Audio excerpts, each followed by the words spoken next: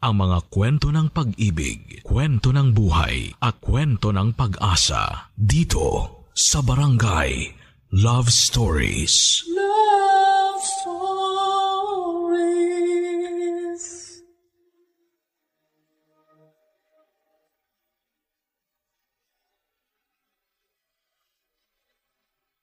Biyaya ang magkaroon ng kaibigan.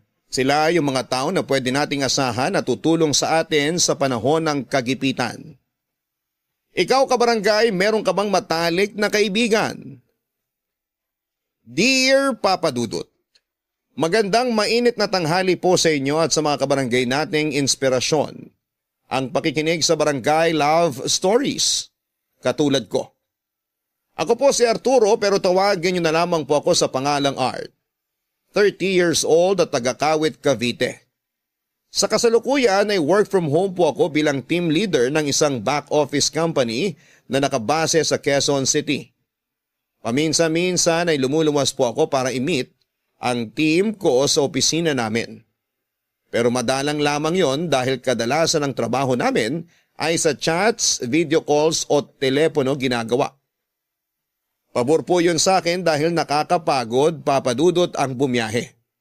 Kaya nga saludo ako sa mga kapwa ko empleyado na masipag at magiting na sumusuong sa hamon ng mabigat na trapiko sabayan pa ng sala sa init, sala sa lamig na klima dito sa ating bansa.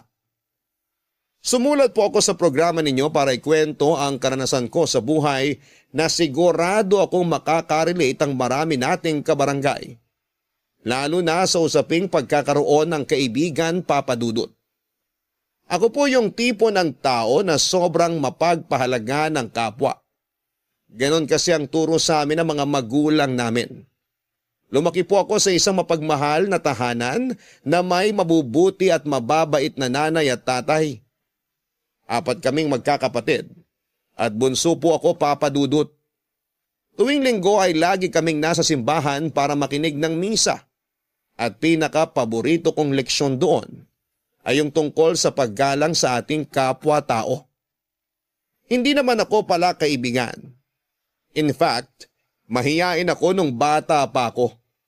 Pero sa abot ng makakaya ko, sinusubukan kong makihalubilo kaya nga kapag naging kaibigan kita, ibig sabihin ay parang kapatid na rin ang turing ko sa iyo. Isa nga sa hindi ko malilimutang kaibigan noong kabataan ko ay si Raymond, Papa Dudut.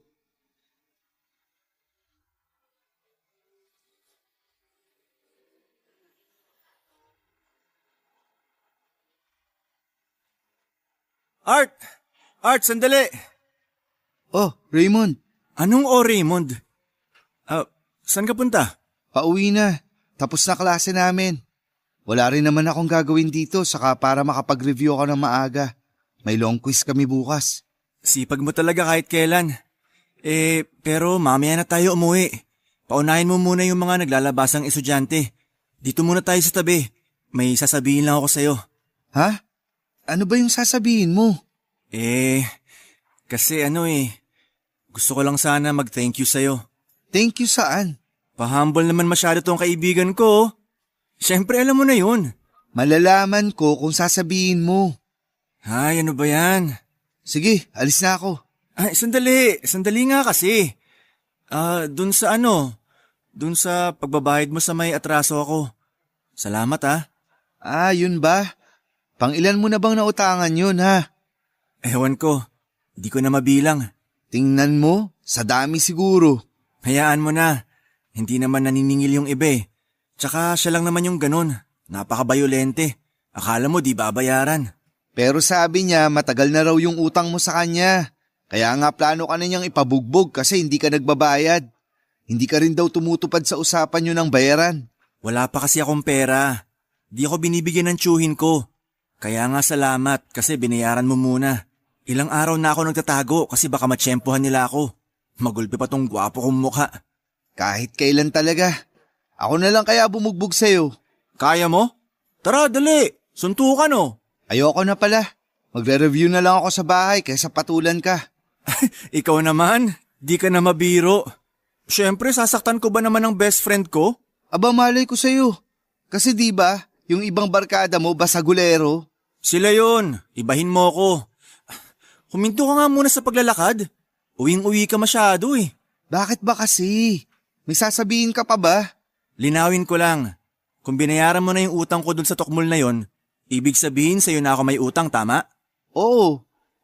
Kaso, alam mo namang gipit ako ngayon, di ba? Baka matagalan. Ayos lang. Bayaran mo na lang kapag nagkapera ka na. Yung mahalaga, makakahinga ka na ng maluwag. Kasi wala nang nag-aabang sa'yo sa kanto para gulpiin ka. The best ka talaga, tol. Uy, bitiwan mo nga ako. Parang yakap lang eh. Pero salamat ulit, best friend.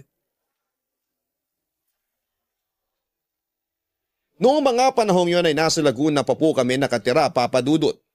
Kababata ko po si Raymond. Magkaklase kami simula grade 2 at magkaibigan ang mga magulang namin. Pero maaga pong naulila ang best friend ko noong magkasunod na pumanaw ang parents niya dahil sa isang aksidente. Bali nabundol po ng truck yung tricycle na sinasakyan nila, pauwi galing sa palengke. Simula noon, mga tiyahin at tiyuhin na nila ang nag-alaga sa kanilang magkakapatid. Panganay po si Raymond sa 3 at puro babae na ang sumunod sa kanya. Para makapag-aral, tumutulong siya sa katayan ng baboy ng isa niyang tito kapalit ng pagpapaaral nito sa kanya. Kaso naging bulak-bol ang kaibigan kong yon kaya high school lamang ang natapos niya. Mas gusto lang daw po niyang magtrabaho para kumita ng pera kesa mag-aral. Mabait po si Raymond, yon ang pagkakakilala ko sa kanya. Palakwento, wela, maraming ideya at magaling sumayaw. Iniidolo ko po siya sa maraming bagay, Papa Dudut. At masasabi kong mahal ko siya bilang kaibigan at parang kapatid. Pero sino ba naman ang perpekto, hindi ba? Nang mga panahon kasi na kumikita na ng pera si Raymond, nalulong siya sa online sugal dahilan para mabaon siya sa utang. Malaki din ang pinagbago niya lalo na sa pag-uugali. Bukod doon ay may mga hindi pa siya nababayarang hiram na pera sa mga tropa namin na dahilan para magalit ang mga yon sa kanya at pag-initan siya. Maraming beses ko na siyang pinayuhan dahil ayokong mapasama siya pag nagtagal pero parang bingina na hindi inuunawa ni Raymond ang mga sinasabi ko. Tapos ay niyayabangan pa niya ako na palibhasa. Hindi ko raw alam yung hirap niya dahil buhay pa ang mga magulang ko at pinapaaral nila ako. Hindi ko na lamang po pinalawig ang usapan namin yon dahil baka mauwi pa sa away. Hindi ako pala away na tao kaya pinalipas ko na ang asar ko sa kanya. Sa kabila ng lahat, mas nanaig pa rin yung pagkakaibigan namin. At masasabi ko na grabe po yung pagtitiwala ko kay Raymond nang minsan ko siyang pagsabihan ng isang sekreto.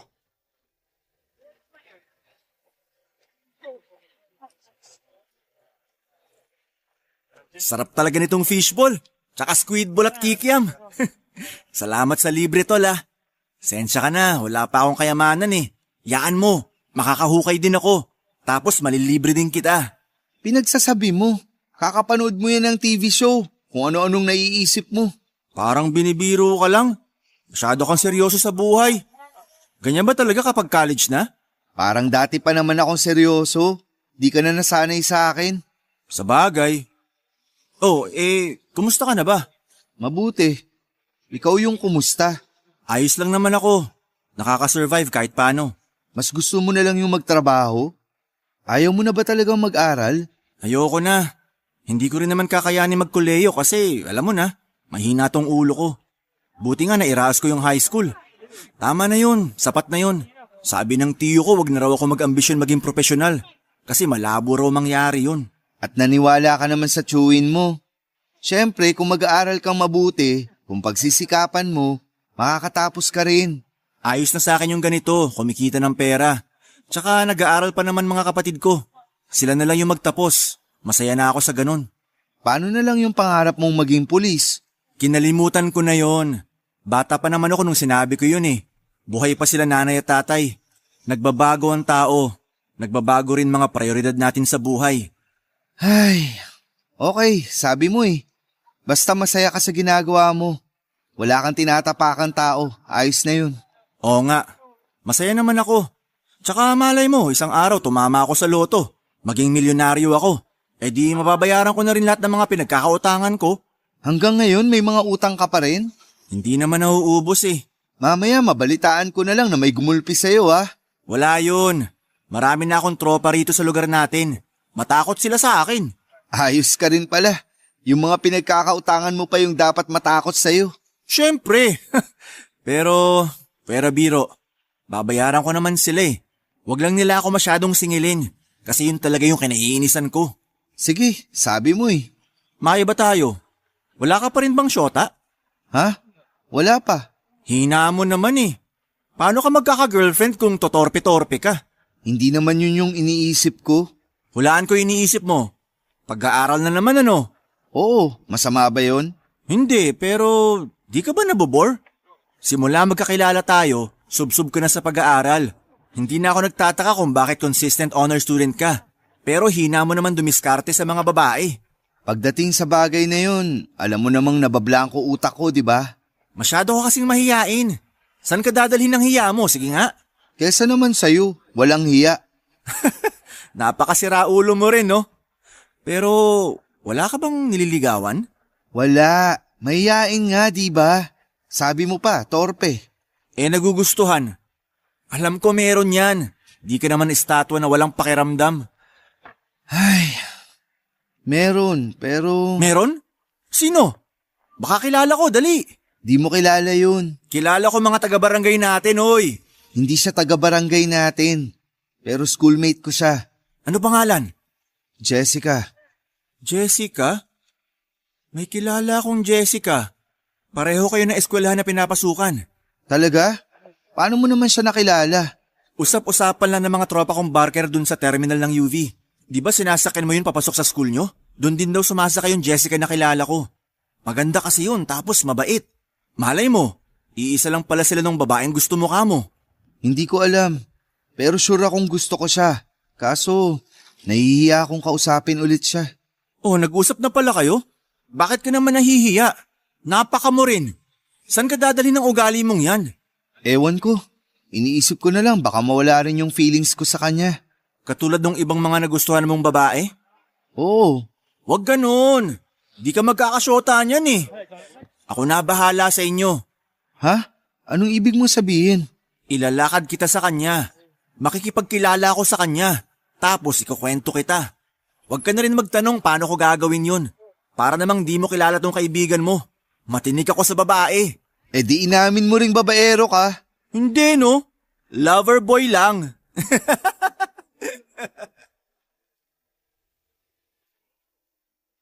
May pagkatorpe po ako, Papa Dudut. Tama si Raymond. At aminadong mahinang dumiskarte pagdating sa mga babae. Kaya nga laking gala ko nang sinabi ni Raymond na ilalakad niya ako kay Jessica. Sa edad kong 20 anyos ay wala pa po ako naging girlfriend. Nagka-crush pero hindi umamin kasi nawawala rin naman pagkalipas ng ilang linggo. Pero iba yung damdamin ko para kay Jessica. Schoolmate ko siya, Papa Dudut.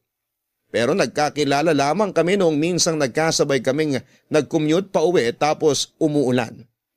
Na-stranded pa nga kami sa terminal ng UV Express dahil bumaha noon sa main road kaya na-delay ang pagdating ng mga sasakyan. Pero masaya naman ako kasi nagkaroon kami ng pagkakataon na magkakilala at magkakwentuhan. Simula noon ay hindi na nawala sa isipan ko yung tagpong yon. Kaso kahit alam na namin ang pangalan ng isa't isa, pinangunahan pa rin ako ng hiya na i-approach si Jessica noong mga sumunod na araw. Kaya nakwento ko kay Raymond yung feelings ko. Papadudot umasa po ako sa sinabi ni Raymond na paglalapitin niya kami ni Jessica kahit na medyo nagdududa ako sa mga sinabi niya sa akin. Pero desperado na po ako kaya hinayaan ko po siya sa gusto niyang gawin. Kaya lang sa huli nabigla ako kasi diniskartehan niya si Jessica. At nalaman ko na lamang sa iba naming kaibigan na sinisiraan niya ako dito. Kung ano-anong masasakit na salita ang sinabi ni Raymond tungkol sa akin kaya kapag nagkikita kami ni Jessica sa school ay hindi niya ako matignan sa mga mata. Ang sakit lang din sa kalooban kasi wala man lang akong kaideya-ideya sa mga pinaggagawa sa akin ng best friend ko. Tapos isang araw ay nalaman ko na lamang na girlfriend na ni Raymond si Jessica, Papa Dudut. Masakit po na traidorin ka ng taong tinuring mong kaibigan kaya naggalit ako noon kay Raymond. Hindi ko na siya pinansin, iniwasan ko na siya at kinalimutan ko na ang pagkakaibigan namin. Hindi po madali kasi para sa akin ay matagal at malalim yung pinagsamahan namin. Kasi mukhang wala lang yon sa kanya dahil nagawa nga niyang itapon ang lahat ng yon ng dahil lang sa isang babae. Nag-focus na lamang ako sa pag-aaral ko hanggang nakapagtapos ako ng kolehiyo. Sa Alabang po ako unang nagkatrabaho, Papa Dudut. Nag-bed space na lamang ako at umuwi lang sa Laguna tuwing weekend para makita at makasama ko ang pamilya ko. Ng mga time na yun ay wala akong balita kay Raymond. Kahit nga sina Mama at Papa ay nagtataka dahil hindi ko na raw nakukwento. Sinabi ko na lamang na wala kaming komunikasyon matapos nilang magtana ni Jessica. Oo, Papa Dudut. 2 buwan matapos maging sila ay tinanan ni Raymond ang girlfriend niya. Simula noon ay wala na akong naging balita sa kanya. Sa loob ng ilang taon ay masasabi ko naman na napatawad ko na siya sa ginawa niya sa akin. Hindi naman ako mapagtanim ng galit sa puso ko dahil mabigat yon sa dibdib. Saka kung sila talaga ni Jessica ang para sa isa't isa, sino ako para pumapel sa relasyon nilang dalawa? Tiwala po ako na kapag nagkita kami ay masasabi kong nakikinig ang kalawakan dahil isang araw. Nakita ko si Raymond sa terminal ng bus na binabaan ko pauwi ng Laguna.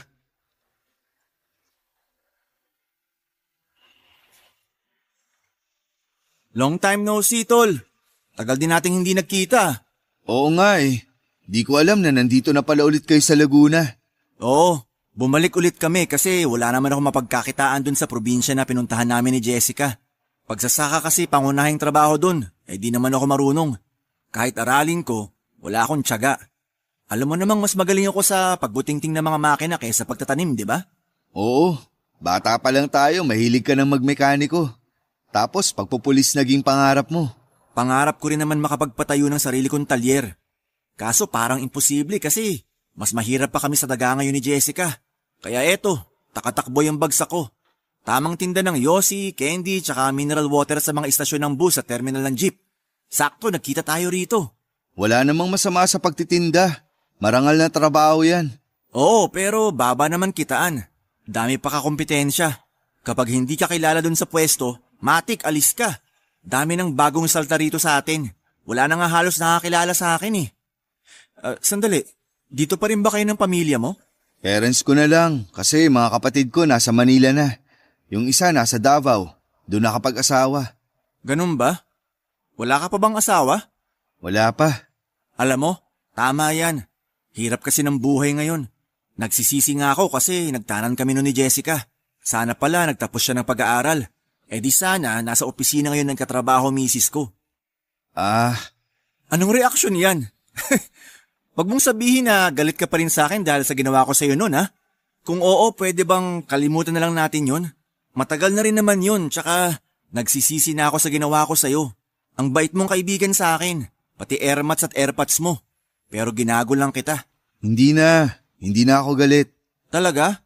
Pinapatawad mo na ako? Oo, ayos na yun. Yung mahalaga, nagkita ulit tayo ngayon para magkumustahan. Saka magkaibigan tayo. Para sa akin, mas mahalaga yung pinagsamahan natin kaysa habang buhay makipag-alitan sa'yo. Kaya ka lalong pinagpapala ng Diyos eh. Bait mo talaga, tol. Matanong ko lang, saan ka nagkatrabaho ngayon? Sa Alabang. Tagal ka na doon? Halos 1 taon pa lang ako doon. Nagsisimula pa lang. Astig! Sa pormahan mo parang sa opisina ka pumapasok. Tama ba ako? Oo. Pero layo nung dito sa atin. Di ka naman siguro nahihirapan sa uwian. Hindi. May tinutuluyan ako doon. Bed space pa lang pero plano ko na kumuha ng apartment pag nakapag-ipon-ipon. Umuwi lang ako rito para bisitahin sina Mama at Papa.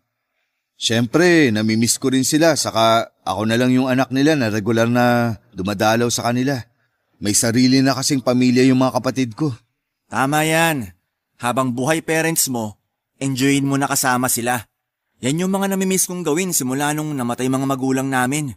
Minsan naiisip ko, ano kaya ako ngayon kung buhay sila? Hindi siguro ako mapapariwara. Hindi ka naman pariwara. Kasi nagsisikap ka naman sa buhay para maitaguyod mo yung pamilya nyo ni Jessica. Oo, pero di pa rin kami dinadapuan ng swerte. Mas madalas pang dapuan ng sakit yung bunso namin, kaya lagi kaming nasa ospital. May isang beses nga na dengue yun. Kulang na lang mamalimos kaming dalawa para lang may pantustos sa gamutan niya at pambayad sa dugo na isasalin sa kanya. Dalas nga namin mag-away ng kinakasama ko. Buti na lang matyaga rin siya sa akin kasi kung hindi, baka nilayasan na ako nun.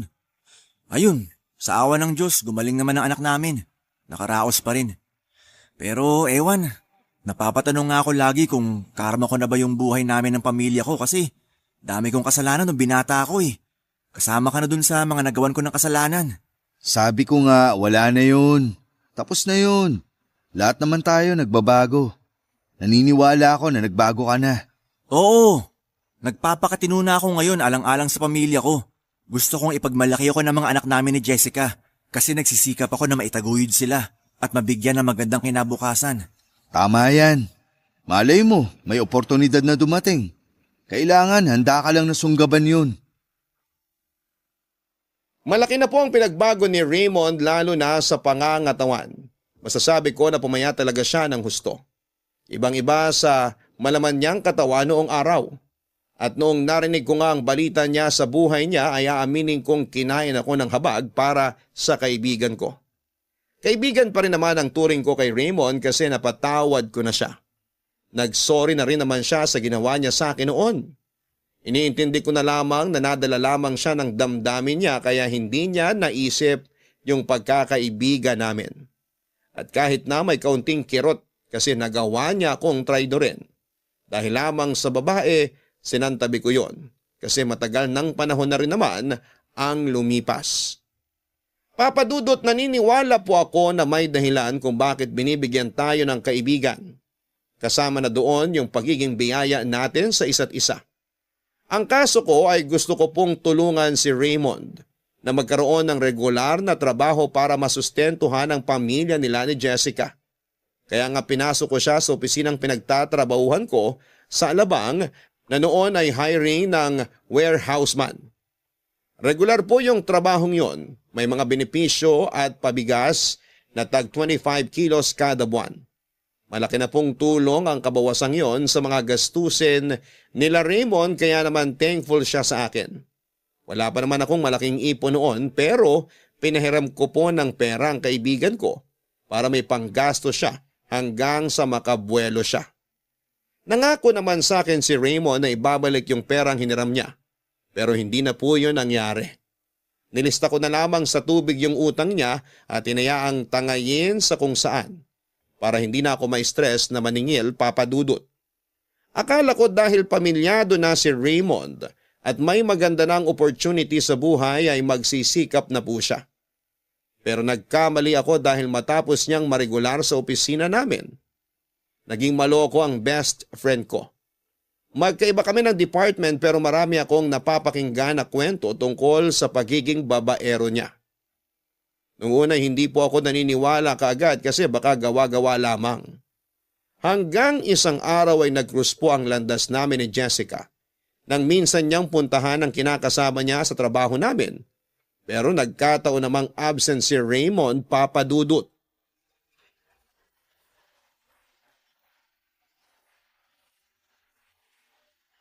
Nag-abala ka pa, Art. Kumain naman ako kanina, hindi mo na ako dapat nilibre. Wala yun, Jessica. Kain ka lang. Lunch na rin naman at nagugutom na rin ako kaya niyaya muna kita rito sa fast food. Hindi ako nakapagbaon eh. Salamat. Pero akala ko talaga nasa trabaho niyo si Raymond. Sayang punta ko rito. Inutang ko pa naman yung pamasahe. Kahapon pa siya absent. Hindi ba siya umuwi sa inyo? Hindi eh. Wala rin siyang text sa akin. Ay, ang totoo, nag-away kami ng matindi bago siya hindi umuwi sa amin. Pero ewan ko kung nakwento na niya. Dati pa lang madalas na kaming magkaroon ng pagtatalo eh. May nabanggit siya. Tungkol daw yun sa pera. Oo, pero Hindi lang naman yung tungkol dun eh. Ha, Jessica, bakit ka umiiyak? Pasensya ka na, Art, ha? Masyado lang akong emosyonal. Hinahanap na kasi siya ng mga bata. Namimiss na nila ang tatay nila. Kaso matigas si Raymond. Kaya niyang tiisin na hindi makita yung mga anak niya. Kaya niya kaming tiising mag-ina niya. Ano bang ibig mong sabihin? Pasensya ka na, hindi ko lang maintindihan. May problema ba kayo? Malaki problema namin dati pa. Babaero yung best friend mo. Kahit nung buntis pa lang ako, nang bababae na siya.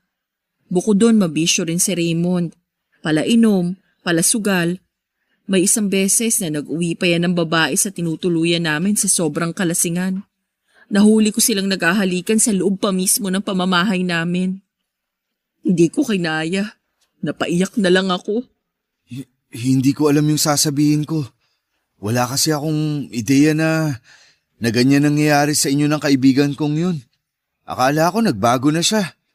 Alam ko may pagka-chick boy siya noon pero pamilyado na siyang tao. 2 na nga mga anak niyo. Pero hindi kami sapat kay Raymond. Ay, siguro ganun talaga. Anong ganun talaga? Nakarma namin to. Lalo na ako. Kasi pumayag akong sumama sa kanya noon na makipagtanan. Pinagpalit ko yung pag-aaral ko para bumuo ng pamilya kasama siya. Nagsisisi ka ba sa nangyari? Yung totoo, may mga gabi na oo, nagsisisi ako. Pero kapag nakikita ko ang mga anak namin, nagiging masaya na rin ako. Gumagaan yung dibdib ko kasi sila na lang ang inspirasyon ko sa buhay. Kaya nga pinagtiisan ko si Raymond kahit nasakit talaga ng ulo yung kaibigan mo. Close kasi siya sa mga bata, lalo na sa bunso namin. Pag hiniwalayan ko ang tatay nila, malulungkot yun eh. Sakitin pa naman. Sabi nga rin ni Raymond. Tapos na-dengue na rin daw yun. Oo, natakot nga kami kasi akala namin yun na yun, na hindi na siya gagaling. Pero mabait ang Diyos. Nagpunta kami sa simbahan ni Raymond. Nagmanikluhod at humingi ng tawad sa mga kasalanan namin sa kanya. Tapos nanalangin kami at humiling na sana pagalingin niya yung anak namin. Doon ko napagtanto na sa kabila ng mga kasalanan namin at pagkukulang, nakikinig pa rin siya. Pinagaling niya yung anak namin, kaya naman masayang-masaya kami ni Raymond. Pero di nagtagal, bumalik sa dati yung ugali ng kaibigan mo. Hindi ko alam kung hanggang kailan ko pa kayang magtiis sa kanya, Art. Sinasaktan ka rin ba ni Raymond? Oo. Napakawalang hiya niya kung ganun. Hayaan mo na. Basta, atin-atin lang tong usapan natin ha. Huwag mo nang ipaalam kay Raymond. Kasi baka isipin nun sinisiraan ko siya sa'yo. Ay, ang tanga ko kasi. Naniwala ako sa paninira niya sa'yo, Art.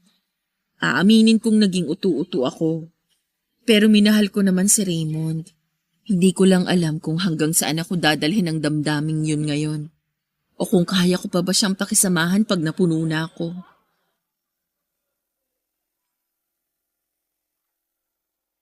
Doon ko nalaman na matagal nang may problema sa pagsasama nila bilang mag-live-in partner dahil sa ugali ni Raymond Papadudut. Taliwas po yun sa lahat ng mga kinuwento niya sa akin.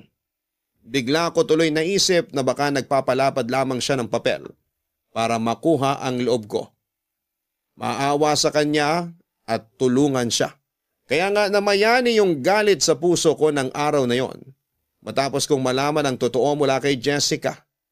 At the same time ay naawa rin po ako sa kanya kasi nga hindi niya deserve na maltratuhin ang kahit na sinong lalaki. Naawa rin ako sa mga anak nila ni Raymond kung totoo man yung usap-usapan ng pagiging chick boy niya sa opisina namin. Bago kami maghiwalay ni Jessica, ibinigyan ko siya ng pamasahe, pauwi at inabutan ng kaunting pang-grocery para may makain sila ng mga anak nila papadudot. Wala lang po sa akin yon. Tulong ko na po yon sa pamilya ng kaibigan ko dahil mahalaga na rin sila sa akin. Kasabay noon ay inisip kong mabuti kung ano ang susunod na hakbang na gagawin ko para isalba ang pamilya ni Raymond. Hindi ko lang maatim na masira sila lalo na mawala ng tatay ang mga anak niya sakaling mauwi sa hindi maganda at mabuti ang pagdadala niya sa pamilya.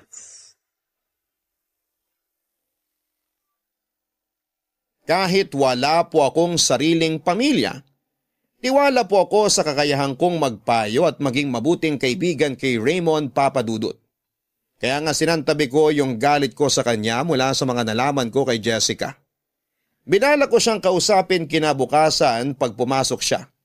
Pero hindi nangyari yon dahil noong mga sumunod na araw pa siya nag-report sa opisina namin. Hindi po yun ang unang beses na umabsent si Raymond ng walang matinong dahilan.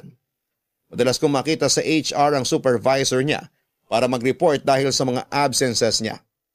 Minsan na rin akong natanong tungkol sa pagliban niya since magkaibigan kami.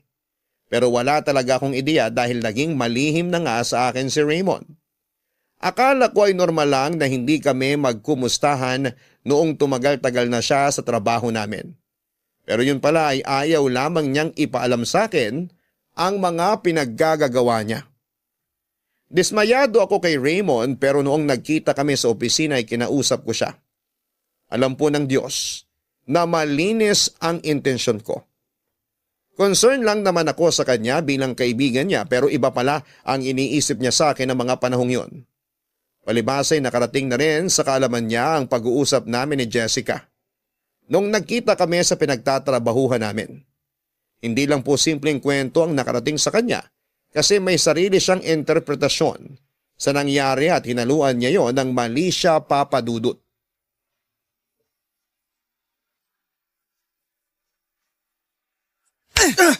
O ayan, Raymond, ano bang problema mo? nagtanong ka pa talaga ah. Malamang, bigla-bigla ka na lang nanununtok dyan. Paano hindi kita susuntukin? Masyado kang epal. Plano mo pang agawin sa akin si Jessica ah. Ano? Saan ang galing yan? Di ba matagal mo na siyang gusto? Wala ka pa ang syota ngayon kasi naniniwala ako na pinag-iinteresan mo pa rin yung kinakasama ko. Tama nga ako kasi nalaman ko na nagkita raw kayo. Hindi kami nagkita dahil pinlano namin o ano. Masyado kang marumi mag-isip, Raymond. O bakit nga kayo nagkita? Sige nga. Nagpunta siya rito kasi di ka para umuwi sa inyo. Sakto, nakita ko siya kaya nagkaroon kami ng pagkakataon na mag-usap. At tungkol saan yung pinag-usapan nyo ha? Sabihin mo, kundi susuntukin uli kita. Pinagpaplanuhan nyo ba akong dalawa? Bitiwan mo nga ako. Wala kaming ginagawang masama. Wala kaming pinagpaplanuhan. Ayos ka rin makapangbintang. Akala mo malinis ka rito? Hoy Raymond, daming sinabi sa akin ng kinakasama mo tungkol sa mga kalokohan mo. Akala ko pa naman nagbago ka na. Pero hindi pa rin pala. Mas lumala ka pa yata ngayong pamilyado ka na eh. Kahit kailan, napakasumbongera talaga ng babaeng yun. Kaya nakakasawa na siyang kasama eh. Nakakaumay kaaway araw-araw. Biruin mo, yung almusal, tanghalian, tsaka hapunan, isama mo na merienda. Puro paggalit at sermon niya. Daig pa niya nanay ko kung talakan ako eh. Paano hindi ka sa sermonan? Napakasira ulo mo. Sira ulo na kung sira ulo. Pero pag nakasama mo yung si Jessica sa iisang bubong, sigurado akong mababaliw ka. Ikaw yung baliw sa inyo. Kasi sinasaktan mo na rin siya. Tapos nang bababae ka pa. Paano hindi ko siya sasaktan? Napikon na ako sa kadaldalan. Tsaka kung makapagsabi naman siya sa'yo, akala mo wala akong ginawang mabuti sa pamilya namin. Yung pambababae ko, wala lang yun. Di ko naman masyadong siniseryoso. Sa kanila pa rin ako ng mga anak namin umuwi. Kaya wag nga siyang masyadong bida-bida. Hindi ka na ba talaga magbabago? Akala ko ba gusto mong itaguyod pamilya mo? Palakihin ng maayos yung mga anak mo tapos ganyan ka? Hindi mo nga inaayos trabaho mo rito. Dami mo ng memo sa HR natin. Bah, ayusin mo Raymond. Kasi baka matanggal ka sa ginagawa mong yan. Di tanggalin nila. Sa lagay, sila lang ba kumpanya sa mundo? Nagsisisi na tuloy ako na pinasok kita dito. Akala ko kasi nagbago ka na. Pero ikaw pa rin pala yung kaibigan kong tumarantado sa akin nun. Masyado ka kasing uto-uto. Paano hindi kita tatarantaduhin? Laki ng tiwala mo sa akin. Ginagamit lang naman kita nung araw. O tapos ngayon, nauto uli kita. Ikaw yung hindi nagbago kasi madali pa rin bilugin ulo mo. Anong sinabi mo? Aba, marunong ka na rin palang gumanti ah. Hayop ka, Raymond! Mas hayop ka! Hindi ba ako tapos sa'yo? Papangahampa kita! Eh di pangahan mo! Hindi ako magpapatalo sa'yo! Paduduguin kung uso mong mayabang ka!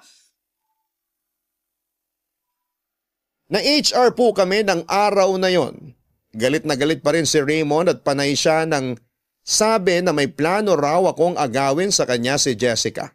Hindi ko po kailanman naisip na gawin ang bagay na yon, Papa Dudut. Hindi ako pinalaki ng mga magulang namin para magka-interes sa hindi naman sa akin. Kaya naman sobrang kahihiyan po ang naramdaman ko ng mga panahon na yon, lalo na nang humupa na ang galit ko. Sirang-sira po ang pangalan ko sa buong opisina namin dahil sa pagiging iskandalo ni Raymond.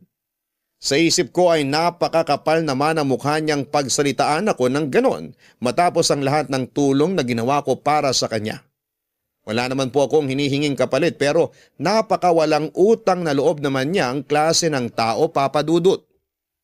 Malaki po ang naging epekto ng pangyayaring yon sa akin emotionally at mentally. Umabot pa sa punto na hindi ko na kinaya pa at nag-resign na lamang ako at nagstay sa bahay namin ng ilang buwan. Nag-deactivate po ako ng social media at ayokong kumausap ng kung sino kasi natatakot po ako sa sasabihin nila sa akin. Tuluyan ko na pong pinutol ang ugnayan ko kay Raymond. Nang huling balita ko ay wala na rin sa kumpanyang dati naming pinagtatrabahuhan matapos niyang mag-awol ilang araw noong nag-resign ako. Hindi ko na po inalam yung dahilan dahil wala na akong pakialam.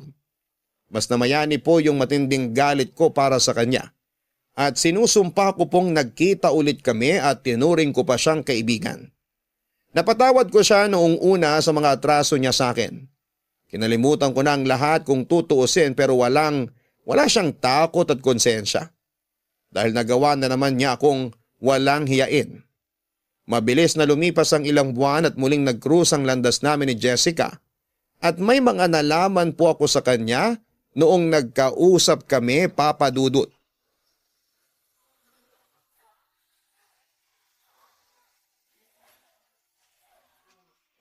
Kung ganun, di na talaga kayo inuwian ni Raymond? At ano nga ulit yung sinabi mo? Sumama na siya sa ibang babae? Oo. Kapal, di ba? Umuwi naman siya isang beses para lang mang-away. Nakita at narinig yun ng mga anak namin, kaya nagalit sila sa tatay nila. Tapos nag-alsabaluta na siya at nagsabi na iiwan na raw niya kami. Kasi nakahanap na siya ng bagong babaeng ipapalit sa akin. Ganun-ganun lang niya sinabi at ginawa yun? Ayos ah, parang wala siyang masasaktan sa mga desisyon niya sa buhay. Naisip ko na rin naman na hahantong sa ganun.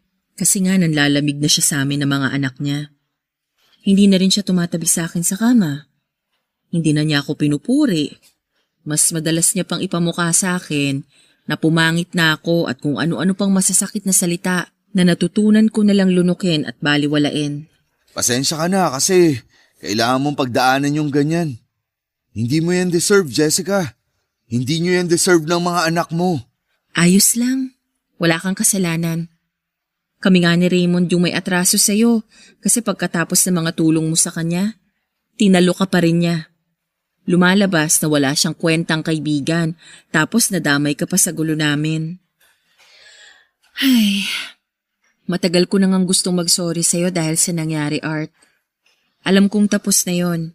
Laki nga nung epekto sa'yo pero umaasa pa rin ako na sana makausap kita ng personal para humingi ng dispensa.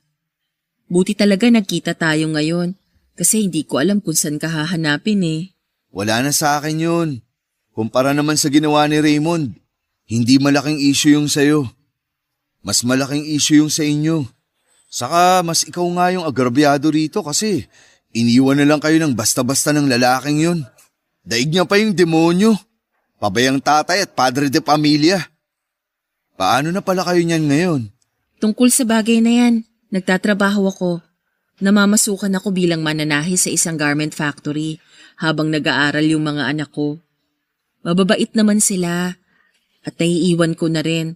Yung panganay ko, laging tumutulong sa mga gawaing bahay kaya laking pahinga ko pag uwi. Sila na lang magkakapatid yung inspirasyon ko, Art. Sila na lang yung dahilan kung bakit kinakaya ko pa rin magpatuloy sa buhay. Oo, Malungkot at masakit na iniwan kami ni Raymond. Pero hinanda ko na yung sarili ko na mangyayari yon kahit noon pa lang nagsisimula kaming magkalabuan. Kaya nga nung umalis siya, di ko na siya pinigilan. Pinagtulakan ko pa siya palabas ng pinto saka pinagsarhan.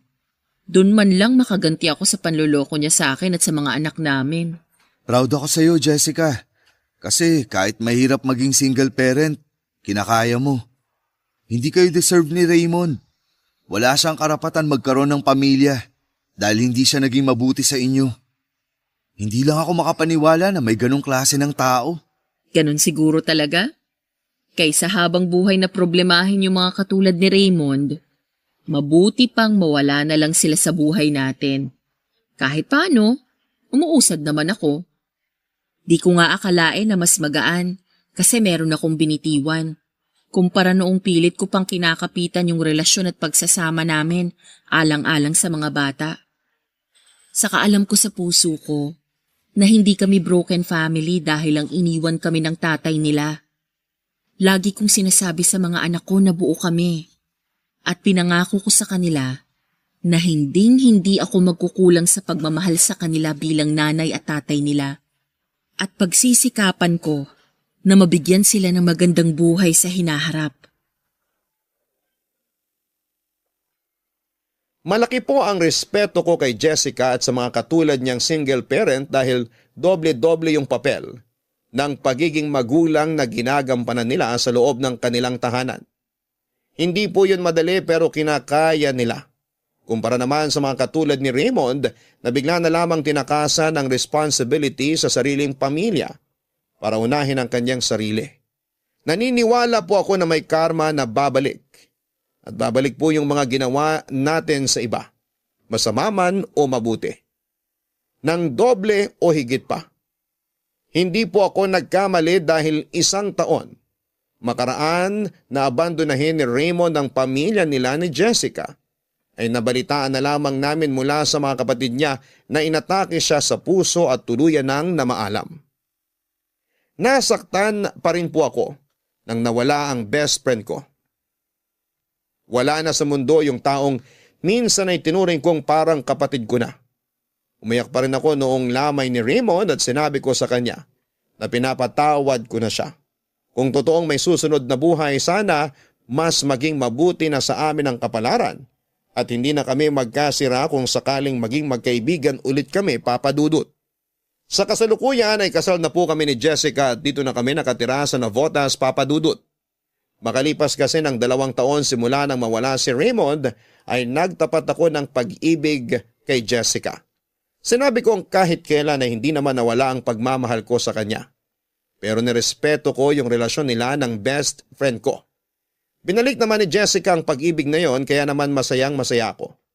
Mahal na mahal ko po ang mga anak niya at mahal na mahal ko po ang pamilya namin at wala na po akong hihilingin pa sa Diyos.